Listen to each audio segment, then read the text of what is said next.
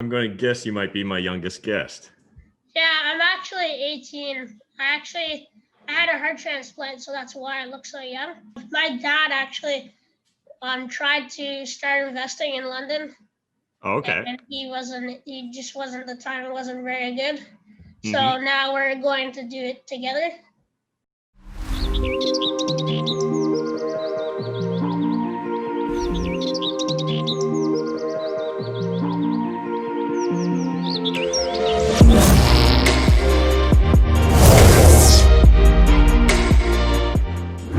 What is up, YouTube? Matt McKeever here with another episode of Deal Destruction. I'm really excited for today's episode because we're going to be looking at a deal that's right in my backyard in London, Ontario, Duplex. And so Kyle's going to be joining us today. Hey, Kyle, how's it going? Good, how are you? Awesome. So I'm really excited to check this out. It's always cool when the deals are in my local market because I feel like I can give the best type of advice because I'm pretty familiar with London, Ontario. So this would London's be a really good space to invest in. Yeah. And so this would be your first investment property? Yeah. Okay, cool. And so you've got the listing there. Go ahead and do the screen share and let's talk through the deal. So here is the realtor.ca listing. So here's some pictures. Do you see it? No, I don't see it yet. Oh, there we go. Okay. So Perfect. It's on 197 Clarence Street. Yeah. It's in Soho. You probably really prefer. You really know that area pretty well. Yeah, I actually have I just literally yesterday closed, or no, today's Monday. It was today. Sold a sixplex on Clarence Street, just about 10 houses away from this property. Oh wow, that's awesome. Mm-hmm. Yeah. Okay, so talk me through what kind of attracted you to this property. What are you kind of planning to do with it? And yeah, let's scroll through some photos while you're just telling me about it. Here's some photos of it. It needs a little bit of landscaping in front, but other than that, it's all right. And so this is inside. You got some nice flooring, and it's pretty spacious. This floor needs to be a little bit, like it needs to be washed or cleaned out. It probably could keep it. I don't know. Would you like rip that apart and take it out? For this area, at least like from what I'm seeing, it doesn't look too bad to me. I probably would just roll with it if it like as long as the finish is decent on it. If not, maybe look again at refinish because that looks like the original hardwood floor. It's just a little bit hard to see. Yeah. So yeah, for us, usually if we can, we try and keep it, refinish it, especially in those older neighborhoods. People like the character. The same way they really like those big tall baseboards, right? That you see in the photo there. If for whatever reason the floors were in such rough shape that they couldn't be salvaged and refinished, normally we would just throw vinyl plank flooring right on top of it.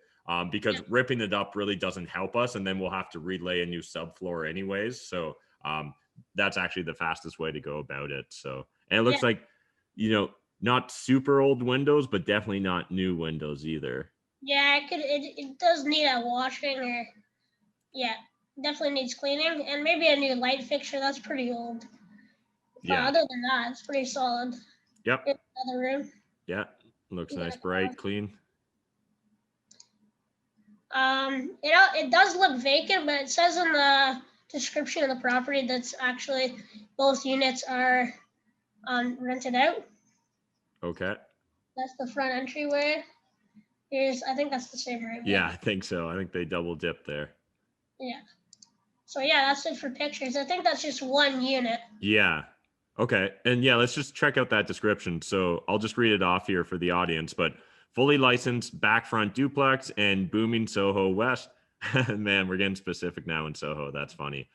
Separate furnaces, electrical, water, superior style with this little sound conduction. Huge 3-bedroom front unit with newer in-unit laundry rented for $1,400 plus water and electric. Rear with 2 bedrooms and in-unit laundry with extremely private fenced yard rented for $1,180 plus water and electric. Boasts electrical breaker panels, newer rear furnace, newer shingles, vinyl thermal pane windows, plus detached oversized single garage and lots of parking. Close to everything downtown's businesses, shoppings and dining, parks and paths, London Health Science Center, and transportation. Currently occupied with solid tenants, showing Tuesday and Thursday. Offers considered Monday, September 21st. So yeah, they definitely knew what they were doing here. It looks nice and clean though, and the fact that separate utilities is great there, and those rents, pretty much right on the money. I would say that that's very accurate and fair market. A rent comparable, and let me show you here. I think it's here. Sorry, I'm gonna screen. Yeah, you might just have to unshare and reshare. There. You see here, there's a duplex. Pretty much kind of not in the same area, but kind of looks like it's in the same condition on Kijiji. Yeah, so definitely Oxford Street West. Normally that would be considered a nicer area, or at least a nicer area for landlords, just because it's closer to the university. So oftentimes you can charge a premium, but right now with COVID, there's not nearly as much demand in that area. So I think that this is a decent comp for that property, and definitely just based upon my personal experience, those rents make sense. Also, I do have like a little presentation here. I love it. Let's roll through it. So the purchase price is $319,900. So the details, so it's a licensed duplex front to back, separate furnaces and water and electric. That's pretty good. That's really enticing. And unit 1 is a 3-bed with in-unit laundry. Unit 1 rents for $1,400 plus water and electric. So I just have a question about that. Would that mean that the landlord has to pay for the water and electric, or is it included in the rental? No, so the tenant's the one paying for it. Usually when they say like rents for $1,400 plus water and electric, means that the tenant's paying for that. So the only thing the landlord's going to be paying for in this scenario, right, is going to be it's on a furnace, so it's going to be the union gas, right? So the gas bill, as well as property taxes, and then your insurance. Yeah. All right, and keep going. Yeah, so the rear unit is a 2-bed with also in-unit laundry, which is sweet. Unit 2 comes with a fenced-in backyard. Unit 2 rents for $1,180 plus water and electric, which is pretty good for a 2-bed in Soho. Detached single garage and lots of parking. Both units currently occupied, and the purchase price is $319,000. Yeah, it definitely seems like a nice turnkey property. Yeah, it's a great first property. So the location is in Soho, West London. Transit is all within a 5-minute walk, which is really good, as well as grocery stores and schools and shopping, the parks, etc. And then all the pictures, you already saw that. The bathroom's actually pretty nice. Like, it's got a good finish. Yep, they've updated a bit. And I guess the one thing that sort of stands out is just it appears as if they've only really shared photos from one unit primarily, right? They showed us maybe the bathroom from the second unit, but that's it. So, that could mean that maybe the unit happened to already be occupied and was just hard to get photos. There could be lots of reasons why that is. Maybe it's just not nearly as updated, so they didn't want to show it poorly. But certainly at that price in this market, we would definitely expect that to be a very reasonable price, $320. And based upon the fact that they were holding offers till Monday, obviously indicates that they kind of knew what they had, and they were really just trying to drive a multiple offer scenario. Yeah. So I showed you some of the rent comparables, and so the renovations I like to do, always paint touch-ups in the first unit, so $1,500. That'd be approximate. Is that like a good approximate for pricing? I think $1,500 solid. Like, it might be a little bit more if you're going to have them paint all the door and trims and just like the ceilings and stuff. But if we're mainly just touching up the walls, you should certainly be able to get a smaller 3-bed unit painted for that price. So that's reasonable. Yeah, so new light fixtures, $500. I figure you could just go like Home Depot or something, grab a couple lights, just kind of make it look more modern.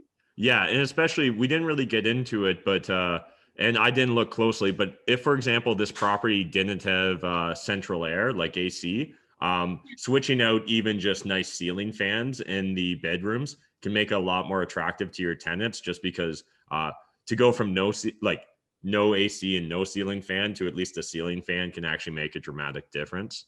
Yeah. And again, that's maybe like if you get a solid, nice one with a remote, maybe $150 a fixture. And then if you're going to pay an electrician, a few bucks for that as well. Yeah. Yeah. And also the floor cleaning, as you saw in the pictures, the flooring probably needs to be a little bit more finished. But other than that, it's pretty good. Yep. For the second unit, I don't have any pictures, which is a little bit concerning, but I just had a budget of $10,000 just to be safe. Mm-hmm. And I also, in the pictures, it looks like the eavesdrop is, sorry, one sec. Actually, I have a picture up here. See how the eavesdrop is kind of hanging low? It kind of goes from like right up against the roof and it kind of droops down. It looks like that might needs to be repaired, but yeah. Yeah, and it might even just be that it's just kind of got loose. So $3,000 definitely seems like it'll more than cover it. Yeah. Yep. And then going back. So and then landscaping is probably estimate 2,000 just for the whole place. It needs to be cleaned up. Mm-hmm. I do have a street view. Sorry, one sec.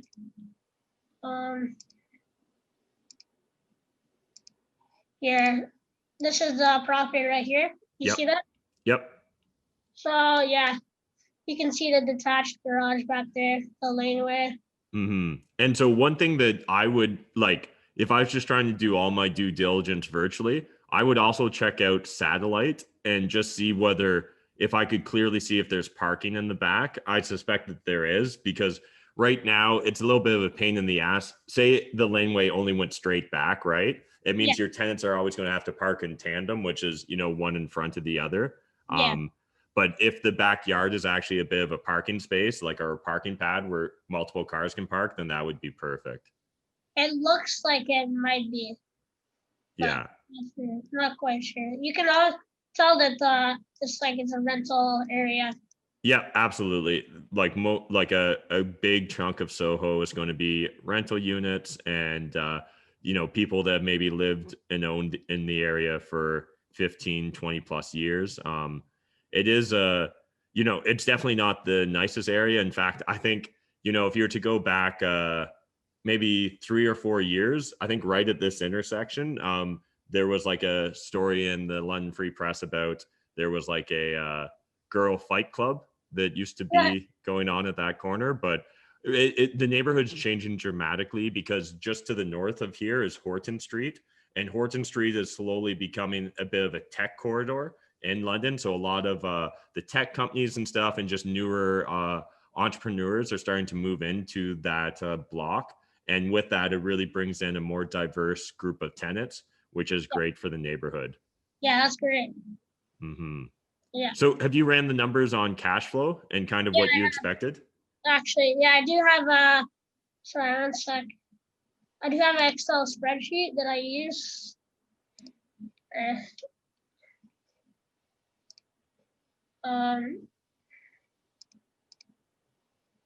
You see this screen right here? Like I see your presentation right now. Yeah. And then I have Excel spreadsheet here. Perfect. There you go. Let's check it out. Okay. Yeah, so I got a purchase price of $319. I had the professional inspection at $150. Yeah, so was that going to be like a home inspection? Yeah. I think normally that's probably going to ding you closer to $300 to $500, just depending upon the inspector, but not a big deal one way or the other. Okay. Thanks. Yeah, value appraisal fee, $300. Real property report survey fee is $100. And then for mortgage setup costs and mortgage broker fees, I don't have. It's just zero in that column. Yeah, you were expecting just to kind of finance with an A lender. Is that the plan? So my plan is actually to do it with my parents. Yep. I plan to do a 50-50 JV. So we would secure the mortgage, and then I have some money saved up with because my grandpa recently passed away, and he said like he is sent some money over to basically said that I could use that money to buy my first house, which That's awesome. yeah. So I'd put some money into the deal, about like 40,000, and then the rest would be secured through my parents. Yeah, and then the legal cost would be 1,500. Yep. And then the staying power fund is 3 months rent. I think that's usually the. That's just kind of like the reserve fund that you want to have. Yep, that makes sense to me. And then immediate repairs, I don't have anything for that, but I do have for immediate renovations 20,000. Yeah, and I think that'll be more than enough for that property. So yeah, I think you've been very safe there. Yeah, it's always good to be safe. And then the land transfer tax is $3,274. I got them from just a site just in Google. Yep. And by the way, you can now do it on my website, cashflowtribe.com for free. Yeah. We've got the most robust land transfer tax calculator. I'm looking to join Cashflow Tribe probably at the end of the month. That's when the money becomes available and I can actually invest. So I'm really excited about that. Awesome. And then, 80% loan to value mortgage, 3.4% interest. If anything, you're likely probably going to be able to get a bit cheaper than that. So that seems quite reasonable. So 255,000. Yeah. Yep. And that all looks reasonable. Gross rent. Yep. That all jives. Yeah. So unit 1 is 1,400. Unit 2 is 1,180. Yep. And gross rent is $225.80, which is pretty good. Yep. And then my operating expenses is fire insurance, $150. Property tax is $264. Repairs and maintenance would be $75. Management, I think we're going to manage the property on our own because it's our first property.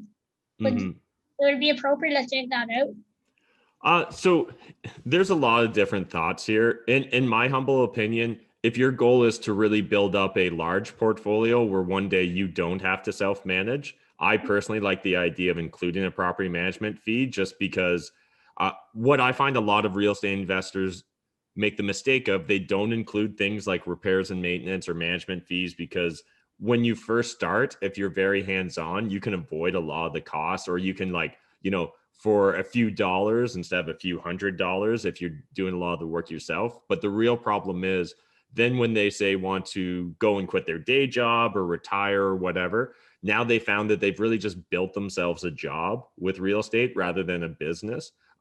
So I encourage you to put in the management fee.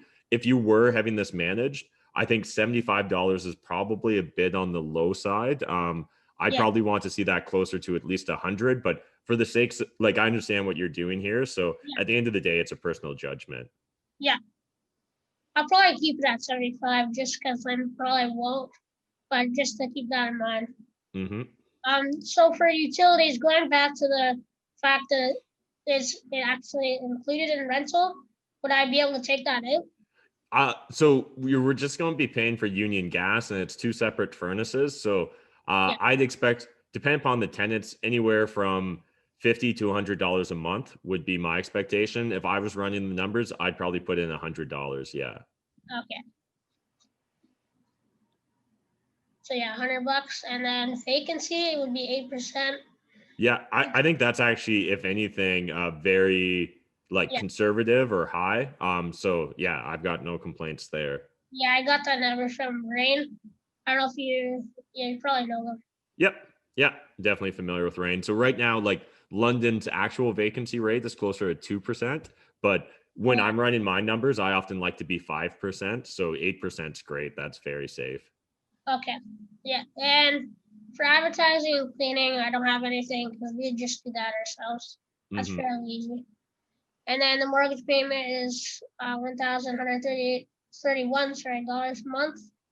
And then, for winter take back, no down payment, For that, because I'm doing it with my parents, I'm borrowing some of the down payment. Would I actually have to pay?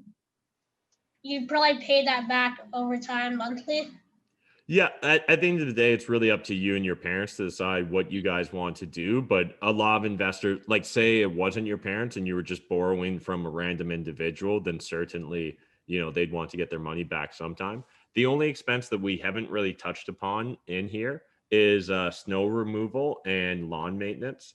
So just an FYI there. When I'm doing my numbers, normally I'm going to do an 10% property management fee, but that would include my snow and grass removal. Otherwise, I'll often use something closer to like, $100 a month for say like a property like this, because you're probably going to pay a little bit more than that per month for snow removal, maybe a little bit less than that for grass removal in the summer.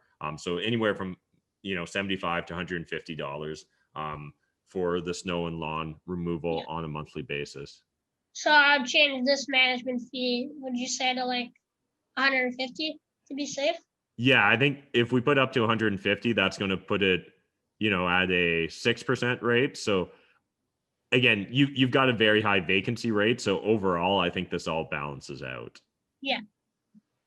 Yeah. And so our net operating income or cash flow is 597 bucks.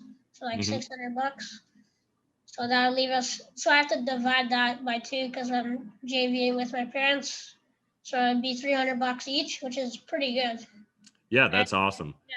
And like if you're going to be splitting the cash flow with them, often then a JV partner, you wouldn't have to pay back their portion of the down payment.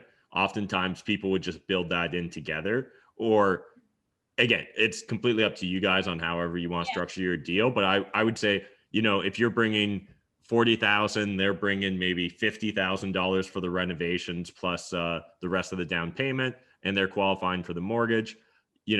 50-50 on cash flow. If you're taking over a lot of the management, seems relatively balanced. At the end of the day, it's completely a personal decision. But yeah, this seems great. So the one thing we haven't really discussed, Kyle, is just kind of what are you trying to accomplish with real estate? What are your big goals?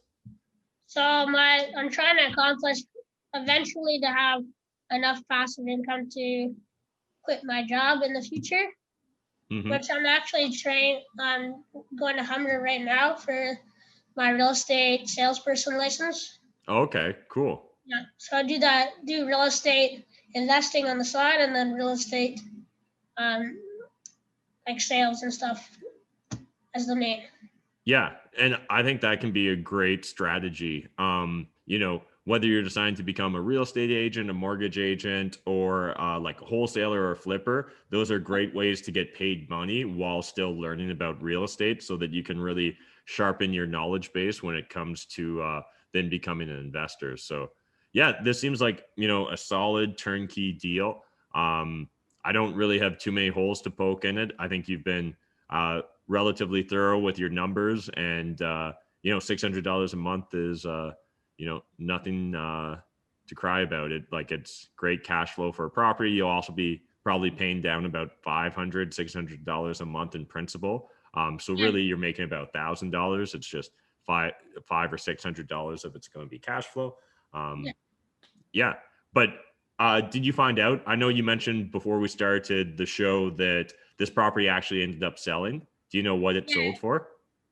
No, I don't. Okay.